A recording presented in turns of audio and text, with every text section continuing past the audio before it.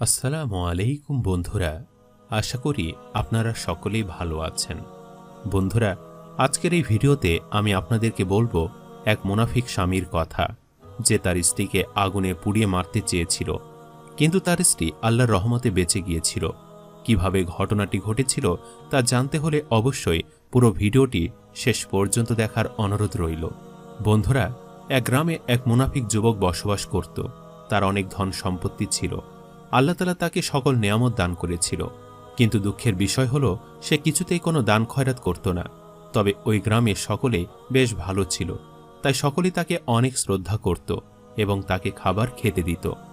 মুনাফিক যুবককে মনে মনে চিন্তা করত, আর আমি তো কাউকে দান খয়রাত করি না, কিন্তু দেখো আমার গ্রামের সকলে আমাকে আপ্যায়ন করে খাওয়ায়, কত না সম্মান তারা আমাকে করে। সে মনে মনে এ বিষয়টি নিয়ে অহংকার করত। কিন্তু ওই যুবকের স্ত্রী খুবই ভালো ছিল। সে সবসময় 5 ওয়াক্ত সালাত আদায় করত এবং মানুষের সাথে ভালো আচরণ করত, এবং সে সবসময় দান খয়রাত করত।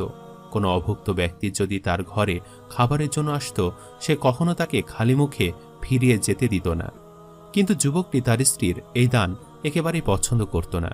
সে মনে করত যে আমার সম্পদ থেকে কেন অন্য কেউ ভক্ষণ করবে। যাই হোক, একদিন যুবকের স্ত্রী ঘরে বসে ইবাদত করছিল। তখন বাহিরে থেকে একজন ভিক্ষুক এসে বলে, মা, আমাকে কিছু খেতে দাও, আমি অনেক দিন ধরে অভুক্ত।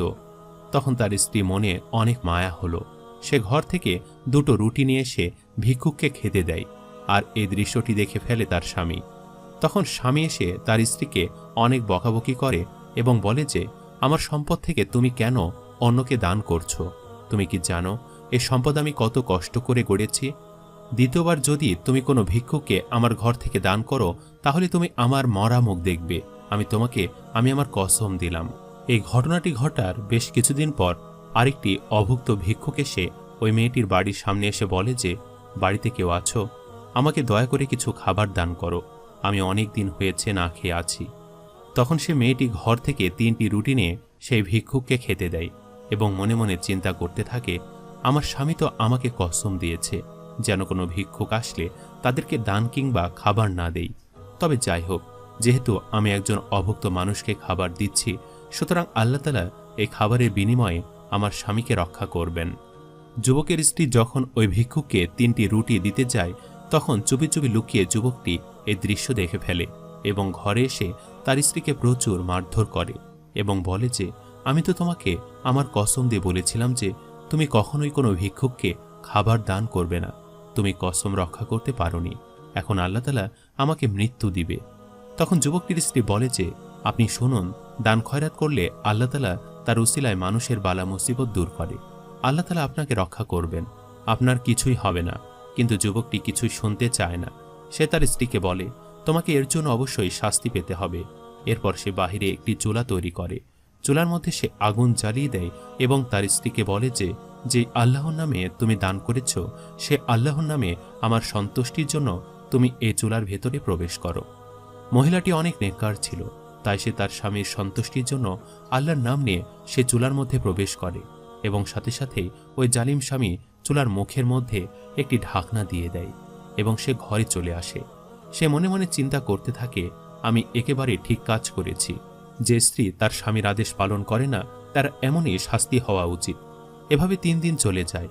তখন তার স্বামী বলে যে, নিশ্চয়ই আমার স্ত্রীর শরীরে সকল মাংস পুড়ে হাড়গুলো রয়ে গেছে। এরপর সে চুলাটির কাছে যায় এবং ঢাকনা খুলে দেখে যে তার স্ত্রীর এক চুল পরিমাণ কিছু হয়নি। তার স্ত্রী একেবারে ভালো অবস্থায় আছে। তার স্ত্রী চুলা থেকে উঠে আসে এবং স্বামীকে বলে যে, আমার আল্লাহ তাআলা আমাকে রক্ষা করেছেন, তিনি সর্বশক্তিমান। ওই যুবকটি এমন দৃশ্য দেখে একেবারে অবাক হয়ে যায়, কিন্তু মুহূর্তের মধ্যেই সে কোনো একটা কারণে নিজেই চুলার মধ্যে পড়ে যায় এবং চুলার ঢাকনাও সাথে সাথে লেগে যায় এবং অলৌকিকভাবে সেই যুবকটি আগুনে পড়ে মৃত্যুবরণ করে। প্রিয় বন্ধুরা, যারা আল্লাহর রাস্তায় দান করে, আল্লাহ তাআলা অবশ্যই তাদেরকে সকল বালা মুসিবত থেকে রক্ষা করেন। আমরা যদি বালা মুসিবত থেকে রক্ষা পেতে চাই, তাহলে অবশ্যই আমাদের বেশি বেশি দান খয়রাত করা উচিত। সম্মানিত দর্শক, ভিডিওটি আপনাদের কাছে কেমন লেগেছে তা আমাদের কমেন্ট করে অবশ্যই জানাবেন। আর সবাই আমাদের সাথেই থাকবেন। আজ তাহলে এই পর্যন্তই। আপনারা ভালো থাকবেন, সুস্থ থাকবেন। আল্লাহ হাফেজ।